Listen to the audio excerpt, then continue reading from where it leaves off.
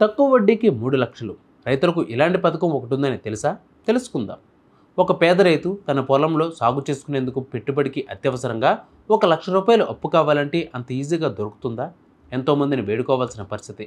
ఏం చూసి ఇవ్వాలి అంటూ చిత్కారాలకు గురయ్యే దుస్థితి కూడా అన్నదాతకు ఎదురవుతుంది. అలాంటి పరిస్థితులను రైతులు ఎదుర్కోకుండా రుణం తెచ్చుకుని పంట పండించుకునేలా వీలు కల్పిస్తోంది కేంద్ర ప్రభుత్వం. వడ్డీ రాయితీ పథకం ద్వారా ఇలా లభిస్తుంది. ఈ పథకం కింద ఒక రైతు సులభంగా ₹3,00,000 వరకు రుణం తెచ్చుకోవచ్చు.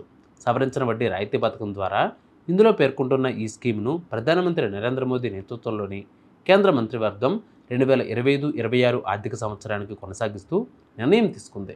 ఇందుకు అవసరమైన నిధులను కూడా కేటాయించింది. ఈ పథకంలో ఎలాంటి మార్పులు చేయలేదు. అంటే ఇది గతంలో ఎలా ఉందో ఇప్పుడు కూడా అలాగే కొనసాగుతుంది. వడ్డీ రాయితీ పథకం అంటే ఏమిటో తెలుసుకుందాం.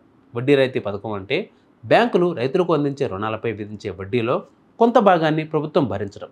దీని ద్వారా రైతులు వాస్తవానికి బ్యాంకులు వసూలు చేసే వడ్డీ కంటే తక్కువ వడ్డీకి రుణం పొందుతారు. రైతుల కోసం కేంద్ర ప్రభుత్వం ప్రవేశపెట్టిన కిసాన్ క్రెడిట్ కార్డు 3 లక్షల వరకు లోన్ తీసుకోవచ్చు. 7% వార్షిక వడ్డీకే రైతులకు ఈ రుణాలను ఇస్తారు.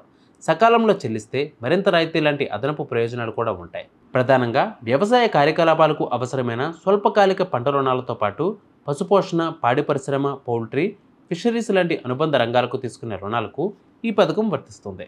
సవరించిన వడ్డీ రాయితీ పథకం ఏంటో తెలుసుకుందాం.